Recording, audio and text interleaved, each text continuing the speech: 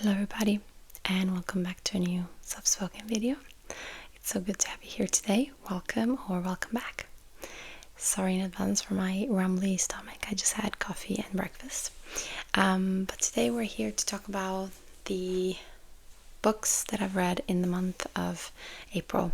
Also, sorry if I'll keep fixing my hair. They are not fully dry yet, and so they're just drying a bit odd, a bit poofy, but I just have to go on with it. Okay, so usually I do a video every month about films that I watched the previous month, but I'm very excited today to talk about the books that I've read. I've read 5 books, which to me is a lot. Granted, these books are quite short, but nonetheless, I'm proud of my achievement, and it makes me excited about reading and achieving my reading goals. Sorry, I have something in my eye. Yeah, so it's just exciting. It's just fun, and yeah, I love reading, and the Easter holidays were definitely a great time to just like really get a lot of reading done. So yeah, without further ado, let's get into the first book I read in April. So the first book I read in April was I Who Have Never Known Men by Jacqueline Harpman. I bet it's not pronounced like that because she's Belgian. Book from 1995. It's a bit older, but I guess it got a lot of traction recently on TikTok, and for good reason. This was amazing. It was a 5 stars. It's just incredible. The most mysterious, odd, eerie, brainy novel that I've ever read. But at the same time, so easy to get lost into. It doesn't have any chapters, or I guess it kind of does, but they're not marked or anything. There's no, I don't know, it feels like one big story. And yeah, it's just very easy to get lost once you kind of let yourself go into this universe and understand the logic kind of the universe. It just clicks into place and it makes sense, even though you're left with plenty of questions unanswered. Like, I'll let you know right now, don't read this book if you are easily annoyed by unanswered situations, and just like you have to go along with it, basically. What is this book about? This book is about 40 women that are kept in a cage, prisoners, underground, and are surveilled by men, by a group of men, guards, that don't talk to them. Among these women, we have our unnamed protagonist and narrator, that is now, so basically she's now older, and she's recalling, and reflecting on her life. And the first time we meet her in the cage, she's like 14. And the main thing about her is that she doesn't have any recollection of life before the cage. The other women don't know how they got into the cage, how and why they were imprisoned, but they remember life before the cage. So they remember husbands, children, jobs, just like how life was. Yeah, so very, very brainy, very makes you think type book. I'm glad I went into it without knowing that this has, and I'm gonna say right now, and I hope it doesn't put you off, but it is dystopian sci-fi, but like not in the way you would imagine it. It's much more philosophical. That's a great, I think, adjective, philosophical. So yeah, if you want to read a book about themes of alienation, self-discovery, self-determination, of course restraint and freedom, also a lot about rules and about how as human we naturally organize ourselves and create law, essentially. Like, it's a natural part of creating communities.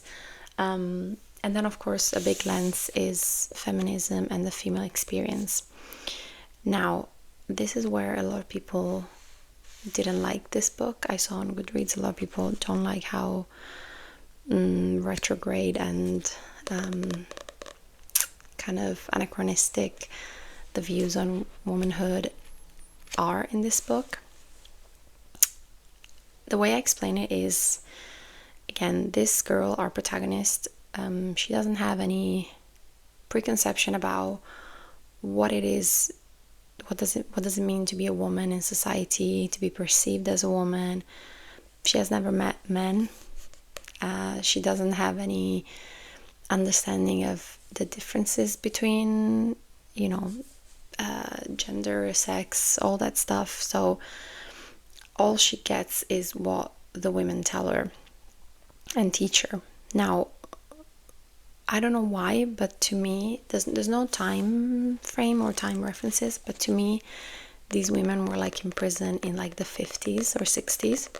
I don't know why, it just makes sense for my read. And so the concept and teachings that they pass on to her are a bit of the time, are a bit outdated when it comes to periods, when it comes to just like being a woman in society.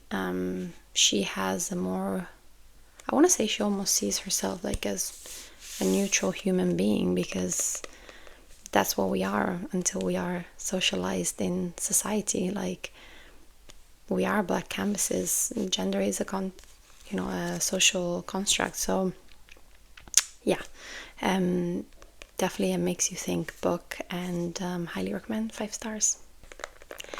The second book I read in April, I read it on my Kindle, and it was Death Valley. Let me open it up. There you go. Death Valley by Melissa Broder. Second book that I've read by Melissa Broder. I've already read Milk Fed, and this book further solidifies how funny Melissa Broder is to me. She just has a way to, her protagonist, I don't know, I've only read 2 books, so I don't know, but so far I can tell that she has just like that type of humor to survive hardship, in both cases the protagonists are not having the best time, and they just like cope with humor, and a lot of the times it comes across as dark humor or inappropriate humor, without ever crossing like too many boundaries. But also they're making,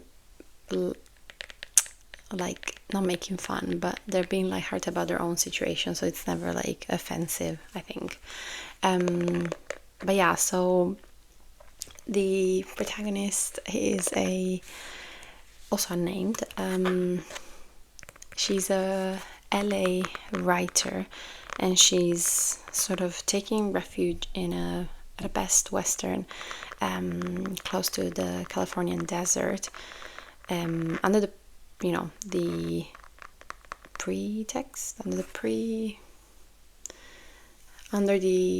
I don't know, false idea that she's going to continue writing her latest book, but really she's just running away from her troubles. She's very overwhelmed by her family situation. She has her dad is in the ICU and has a long history of he's very ill, and then her husband is also very ill of sort of kind of a mysterious illness. He's very weak. He's just like has a persistent like cough, and he's just also very unwell. So yeah, she just needs time away. She just needs to just like pull herself together, kind of thing. And one day she goes on a hike in the desert under suggestion of a Best Western employee, and from there her life will change, or her perspective on life. I don't want to spoil anything, but there is magical realism. It's worth mentioning in case you don't like magical realism. Yeah, this is great. It deals with heavy topics, mortality, the decaying nature of the human body. We are dying every day, and also the anticipatory grief that you feel when people in your life are unwell. Yeah, so very heavy topics. Again, we're just in her head the whole time. You know, she's on this hike or she's at the Best Western, and we're just like, she's just like ruminating over and over about what's happening in her life and how she has dealt with it in the past and what she could do, and just like, yeah. Yeah, and then I guess it also touches on spirituality and a longing for something bigger. She is Jewish, but she's clearly very skeptical and cynical about, for example, her very religious mother. But at the same time, she also has this longing for something bigger, something to give her answers in this very hard time in her life. So, yes, heavy topics, but very readable, very funny. I give it 4. It's probably 4.5. It's just because it didn't wow me. You know, I was coming off of this, which was incredible, so this felt like it's really good, but I don't know, I didn't feel like giving it 5 stars. But yeah, so 4.5. Great book. Yes. Next, I read an Italian book by an Italian author. This is Niente di Vero by Veronica Raimo. I picked up this book on a whim. I was looking for something else, but this sounded good. I don't know, I have to say I was, you know, intrigued by the cover. And so then I looked up the blurb and yeah, it sounded good. This is autofiction. So it's Veronica Raimo's memoir, but fictionalized. It's not official at all. Like, she never says that, you know, she is, sorry, this is my computer, never says that she is the protagonist, but more like the protagonist is inspired by her. So yeah, this is a non-linear story where Veronica, the protagonist, tells us about her upbringing. So yeah, mainly we hear about her family.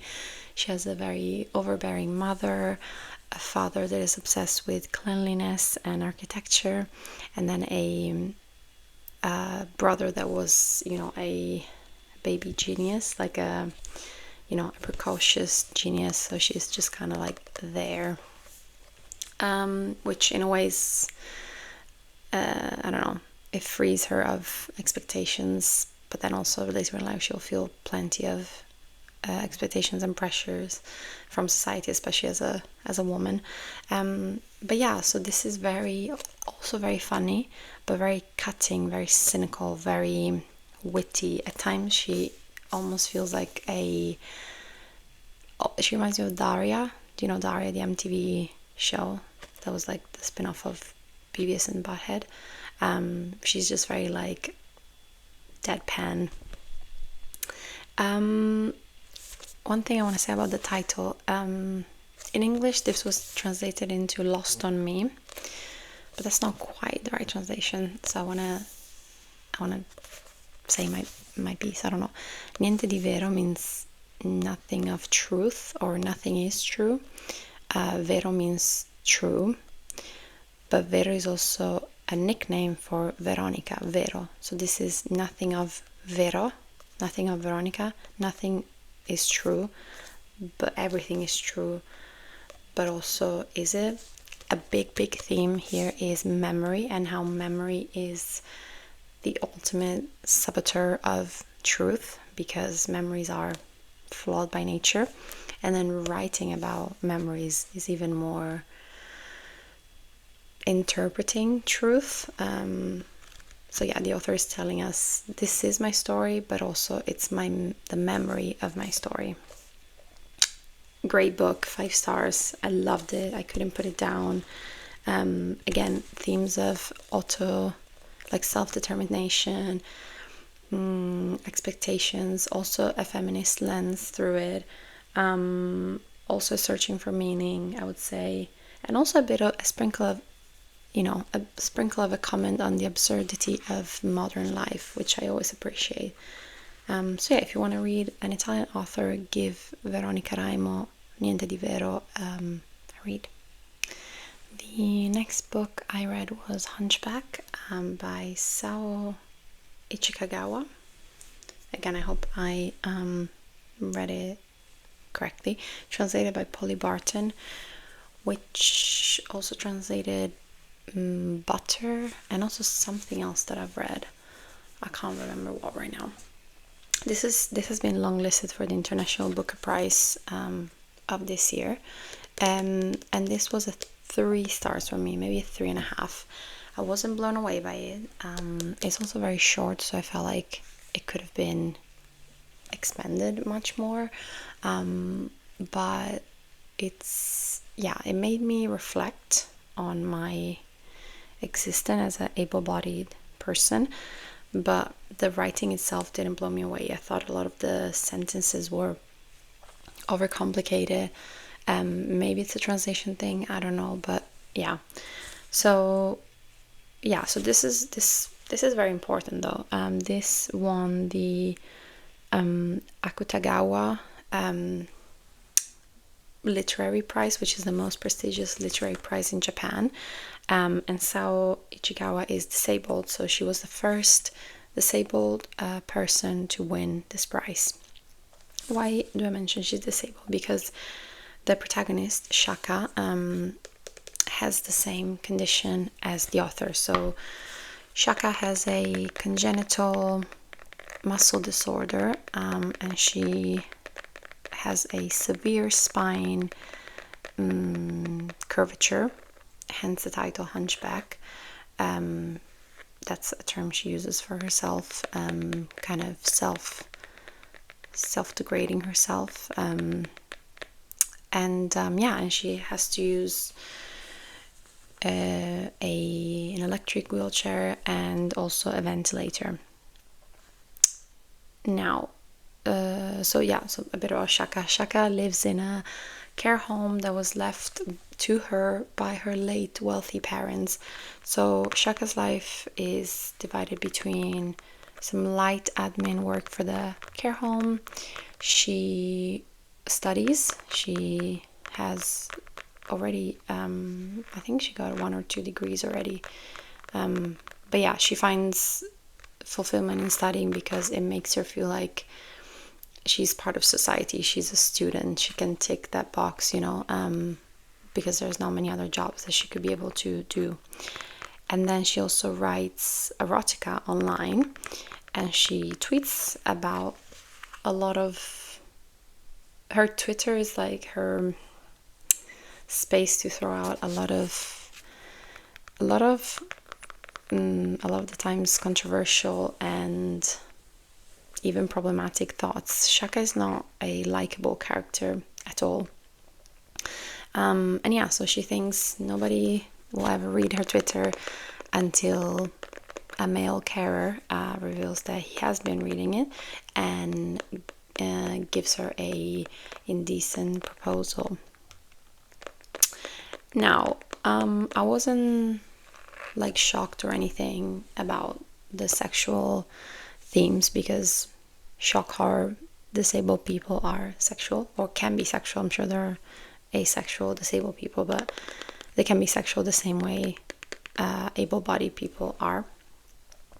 And I like how this book played with expectations, and there's a lot of gray areas and kind of boundaries, and makes you reflect on consent and power dynamics and things like that. So that was cool. But my main takeaway that really stopped me in my tracks was a section where she talks about books and accessibility, and how she despises able-bodied people that are like, oh, books, physical books are the best, and the feeling of flipping the page and smell of paper and whatever, to her that's not feasible. Because of her congenital muscle disorder, she wouldn't be able to really access a physical book. She does everything on her iPad. That is light and, you know, compact, and the motion of flipping pages is just clicking on them. Yeah, so it felt very ironic that I was using an ebook that I never saw this so much as an accessibility tool, more of a technological advancement. But no, this is accessibility, like ebooks and, you know, reading things through iPads and digital text is accessibility. And so that was a proper like light bulb moment. But yeah, so lots of nice things, but again, maybe because it was short, I thought we could have explored more. The plot kind of gets going really fast. So yeah, let's say 3.5. Definitely an important read. One of those books that I'm like, I'm glad I read it regardless of how I liked it. And yeah, a little bit about the themes. Again, isolation and alienation. I feel like every book I said so far has themes of alienation and isolation. And again, self-determination. Of course, Shaka being disabled and kind of like grappling between her fate as a disabled person and her desire for self-determination and, yeah, making her own decisions the same way everybody would want to, anybody would want to. Yeah, so Hunchback. And lastly, I have a new toy, a new gadget, if you will. I got myself an iPad mini. Very reflective. Look at my pretty background. This is an iPad mini. This is the case. iPad mini 2nd generation. So this is from 2015. It's very old. But I didn't care. The only reason I got this was to read library books. My Kindle, Kindles in the UK cannot be linked to Libby or other library services. And so, yeah, this was my way to do it. And so, oh, it's not loading. So yeah, the last book I read in the month of April was, let me turn down the, it was The Hellbound Heart by Clive Barker. Yeah, so I read it in, do you get reading stats? Probably you do. But yeah, I read it in only a few days. Yeah, I loved it. I mean, let me tap on this. I love Hellraiser, and so I really wanted to read the original novel. I think it's so cool how Clive Barker got to write his own novel and then, you know, make it into a film. That's super cool. I guess this also counts as a novella. So yeah, it was a 4 stars for me. Really liked it, but it's not like I don't know, 5 has to be just like, you feel it when it's a 5, when it's like perfect. A 4 is still like amazing, but yeah, if you read, you know, if you rate your books, you know what I mean. From 1986. Yeah, this was also my first horror novel. So yeah, let me tell you about the plot if you've never heard of Hellraiser or The Hellbound Heart. I'm just gonna read just so I don't miss anything.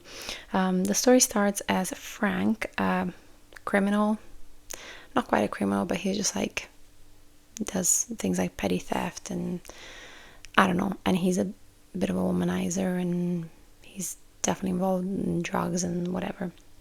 So yeah, a criminal on a never-ending hedonistic quest, acquires a puzzle box that summons the Cenobites, demons that promises him ultimate pleasure. But the Cenobites don't quite differentiate pain from pleasure. The lines are very blurry, and in their universe they're kind of the same. And so they essentially push Frank into sensory overload, and then they basically trap him in the not quite in the box, kind of in the realm, I suppose. And yeah, years later, Larry, which is Frank's brother, and Julia, his wife, sorry, move into the house where Frank performed this ritual.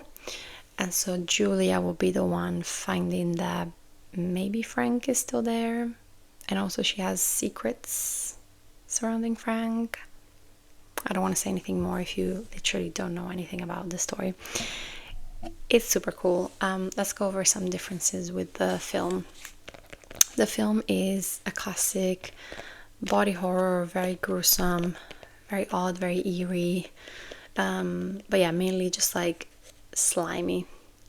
The best word to describe is slimy and gross, in the best way possible. The book is very suggestive, it's very not in your face, it's very, I really liked it. I mean, it still sometimes describes, you know, things in details, but it's more poetic, a poetic description instead of a in your face, which I really loved. The other difference is that the character of Christy, Christy or Kirsty? Christy. If you've seen the book, if you've seen the film, she's Larry's daughter. In the novel, she is a childhood friend of Larry, but she still plays the same role, basically. Yeah, so in both cases, I love how Clive Barker throws us into this supernatural world in a way, you know, or like opens up the gates to a supernatural world, but he never gives us any explanation, any lore. Like, we don't know really where the Cenobites come from, how their universe works. Like, we just get a glimpse, and that's all we need. Like, we can just go along with it.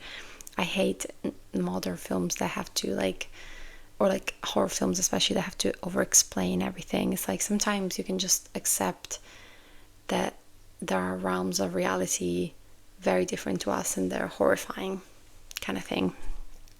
And I also love in both the book and especially the film how really the horror can sometimes come from people, as in, like, I don't know if Pinhead and the Cenobites are the real enemies or the real villains of the story. Yeah, so this book touches on the, I'm looking at my notes, the destructive nature of desire and obsession, of course, supernatural elements, a little bit of the grotesque nature of the human body, but again, not as much as the film. And yeah, I just really like his writing style. He writes in the third person, and we kind of like bounce between Julia's point of view, Frank's point of view, and Kirsty's point of view. We never really it's all in the third person though, so it's not like first person, but we never quite stay on Larry's side now that I think about him. But yeah, really loved it. Let me know if you want me to talk about my different reading, like my different ways of reading, basically, now that I have an iPad, because I have thoughts and feelings, mainly positive. So yeah, those were all the books that I've read in the month of April. Please let me know if you have liked this video, but also if you have read any of these books and what you think of them. Yes, and I'll see you very soon in my next video. Bye bye.